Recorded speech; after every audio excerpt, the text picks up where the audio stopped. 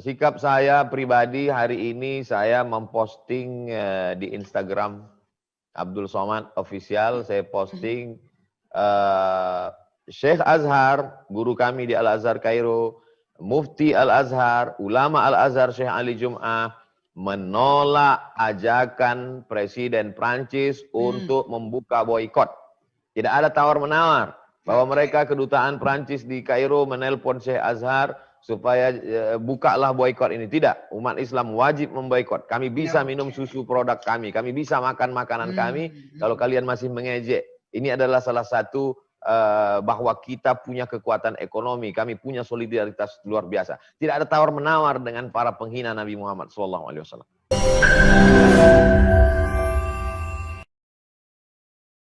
Jangan lupa subscribe, like, and share. Oke, terima kasih pertanyaannya Ibu Risha. Wah, Pak Ustadz ini aplikatif sekali nih ya, karena di dunia nih makin... Saya dari Solo, Dr. Anita. Saya dari Solo. Waduh, terima kasih Ibu Risha dari Solo sudah mampir di sini. Oke, Pak Ustadz, silakan Pak Ustadz, bagaimana nih untuk yang menghina junjungan kita Nabi Muhammad SAW? Idealnya itu, kehidupan ideal itu seperti kehidupan Nabi Muhammad SAW di periode Madinah yang 10 tahun itu, Ibu Risha. Jadi ada pemimpinnya Nabi Muhammad SAW, lalu kemudian ada orang Yahudi yang menghina. Maka ada orang Yahudi yang menghina, jadi rakyat itu sebetulnya tidak bertindak. Jadi semuanya adalah pemimpin, ulil amri. Oleh sebab itu maka idealnya begitu. Jadi idealnya kita punya pemimpin, pemimpin inilah dulu ketika kita masih punya Sultan Abdul Hamid di Turki, yang kekuasaan paling besar namanya Turki Utsmani. Ketika itu juga orang Prancis ini sudah buat drama. Dari dulu Pak Ustadz? Dari dulu sudah buat drama?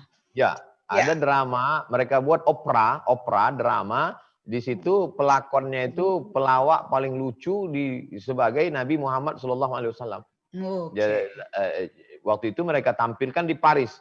Jadi berita itu sampai ke Sultan Abdul Hamid. Jadi Sultan mengirim surat ke pemimpin Eropa, kalian stop ini opera ini. Karena ini menghina Nabi kami. Jadi pemimpin stop. Waktu itu mereka takut dengan Sultan Abdul Hamid dengan kekuasaannya. Kalau kalian tidak stop, kami akan kirim bala tentara kami. Akhirnya di stoplah opera itu, drama di Paris itu akhirnya berhenti.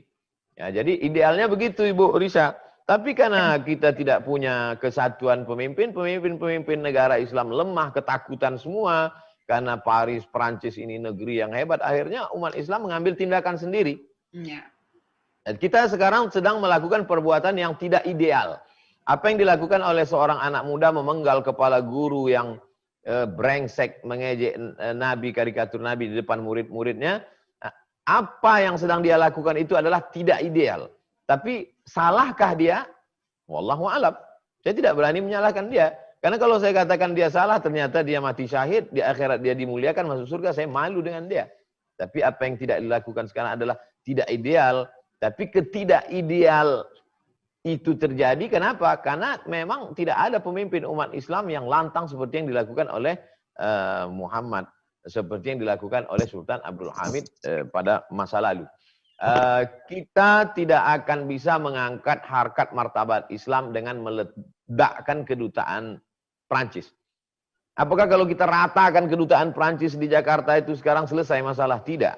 Oleh sebab itu jangka panjangnya bagaimana anak-anak kita ini kita didik dengan pengetahuan yang baik. Dia bisa menjelaskan Islam rahmatan lil alamin. Dia menulis buku. Anak-anak Bapak Ibu, IID menjadi dokter-dokter tapi juga bisa bahasa Arab, paham Quran. Mereka menjelaskan mukjizat.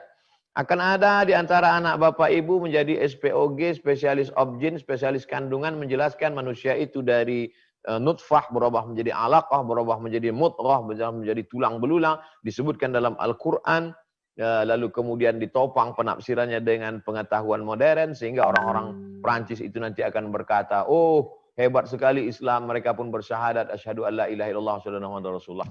Jadi kita perbaiki anak-anak kita dengan TK Quran, SD Quran, SMP Quran, SMA Quran. Setelah itu dia menjadi dokter spesialis. Mereka akan menjelaskan kehebatan Islam. Sehingga mereka akan menebarkan hidayah. Mereka tidak lagi sibuk bicara tentang masalah jenggot, kaki celana, khilafiyah, memecah belah umat. masalah maulid bid'ah, tapi mereka menjelaskan Islam yang sempurna, yang universal, sehingga terwujudlah firman Allah, sanurihim ayatina fil afaq. Kami akan tunjukkan tanda-tanda kebesaran kami di alam semesta. Ada di antara anak kita yang belajar ilmu astronomi, ada yang belajar geologi, ada yang belajar meteorologi, geofisika, klimatologi, sains teknologi. Maka itu semua akan menjelaskan kehebatan Islam di masa akan datang. Saya kira demikian Ibu Risha. Wallahu a'lam. Terima kasih Ustadz. Terima kasih Pak Ustadz. Pak Ustadz, kalau saya boleh menambahkan, itu jangka panjang Pak Ustadz. Kalau sikap kita saat ini bagaimana Pak Ustadz? Kalau di depan mata kita ada yang seperti itu, taruhlah itu orang yang kita kenal.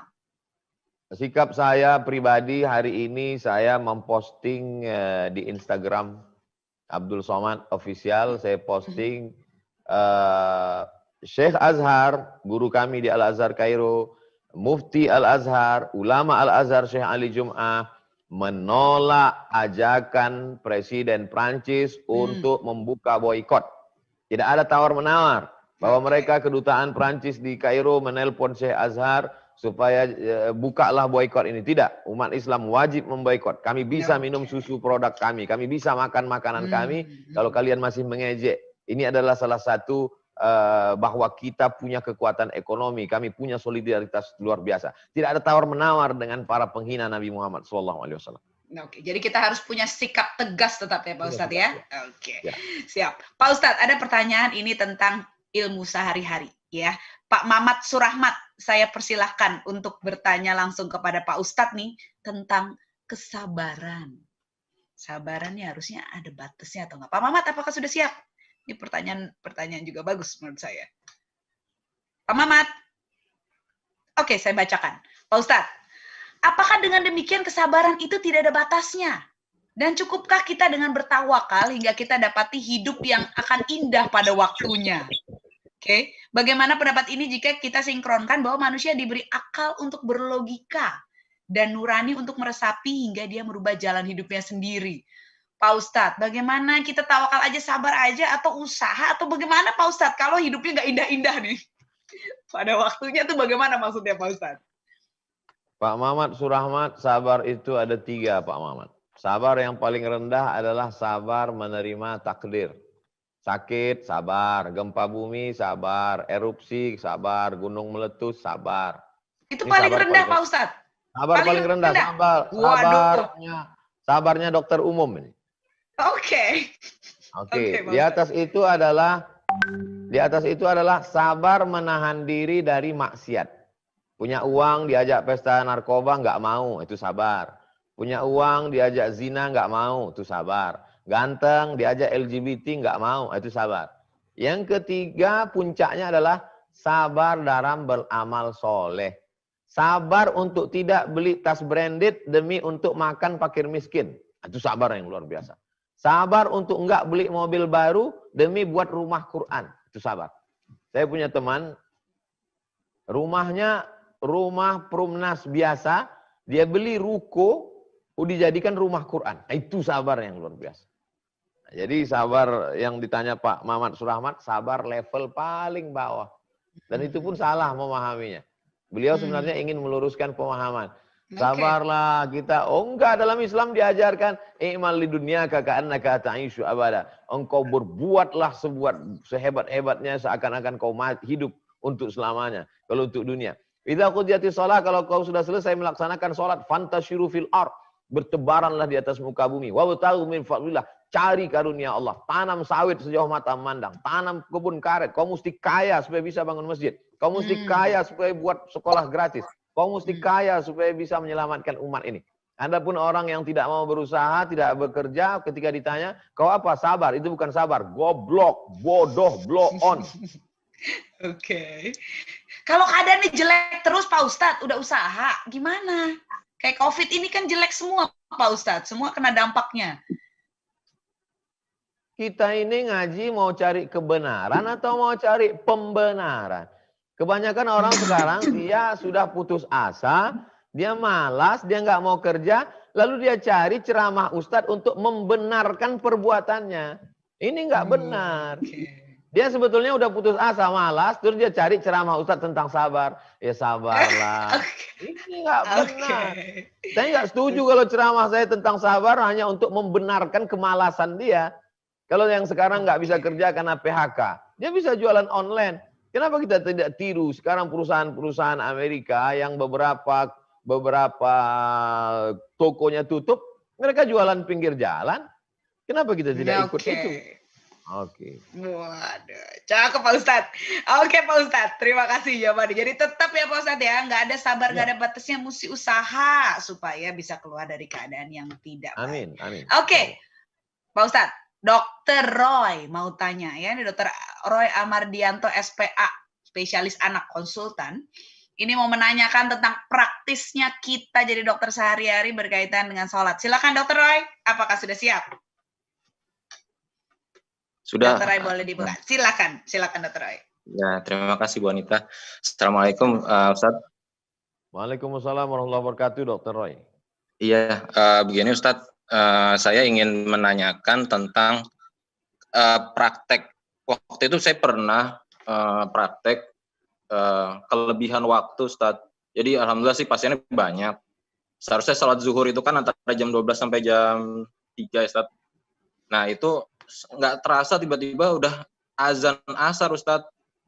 Sedangkan saya saat itu sedang pakai baju hazmat, nggak mungkin saya menjalankan. Menurut saya sih, ya saya juga badan saya juga ngerasa nggak yakin bebas dari hadas saat itu. Saya akhirnya ya menjamak Ustadz. Bagaimana hukumnya tuh Ustadz kalau seperti itu Ustadz? Jazakallah Ustadz. Ya. Terima kasih Dokter Roy. Ya. Pak Ustadz, aku tambahkan dulu. Mungkin Dokter Roy nggak terlalu sering. Ya, tapi ada banyak dokter yang lain yang memang harus dengan baju hazmat berapa jam Pak Ustadz, dan itu mungkin melewatkan masuk waktu sholat. Mungkin Pak Ustadz bisa sekaligus menjawab. Silakan Pak Ustadz. Kalau masih bisa disiasati, misalnya di Jakarta zuhurnya jam 12, kemudian sholat dulu. Habis sholat zuhur, baru pakai itu baju APD, hazmat, lalu nanti sholat asarnya misalnya jam 5.30 sebelum habis waktu masih bisa sholat asar. Tapi kalau tidak bisa disiasati sama sekali, memang tidak bisa sama sekali, maka alternatif terakhir adalah jamak. Tapi nggak pakai kosor Dokter Roy. Jadi kalau Dokter Roy pakai bajunya jam 11, zuhur belum masuk, nanti baru bisa dibuka 12, 1, 2, 3, 4, 5, 6 jam. Maka dibuka di jam 5, nanti Dokter Roy sholatnya jamak, tapi nggak pakai kosor. Zuhurnya 4, asarnya 4. Begitu dibuka jam 5, Dokter Roy bisa sholat zuhur dulu atau sholat asar dulu, tetap 4 rakaat jamak. Saya sholat zuhur 4 rakaat jamak dengan asar jamak takhir. Nanti habis itu salam, iqomat. Habis iqomat saya sholat asar 4 rakaat jamak takhir dengan zuhur karena Allah Ta'ala. Dalilnya hadis riwayat Abdullah ibnu Abbas bahwa Nabi pernah sholat di Madinah tanpa safar, tidak ada musafir, tapi hanya sekali saja. Itu menunjukkan bahwa kalau darurat tingkat tinggi. Tapi dalam masalah ini saya amat sangat ketat. Saya tidak ingin orang macet-macet dikit jamak, kemudian mempelai duduk di pelaminan karena takut makeup rusak jamak. Saya tidak termasuk yang suka memudah-mudahkan masalah hukum. Demikian, Dokter. Dokter Roy. Iya, terima kasih Dokter Roy. Oke, terima kasih juga Ustadz. Karena ini urusannya kita memang kadang-kadang Pak Ustadz kalau dokter nih ya, belum lagi kalau urusan operasi.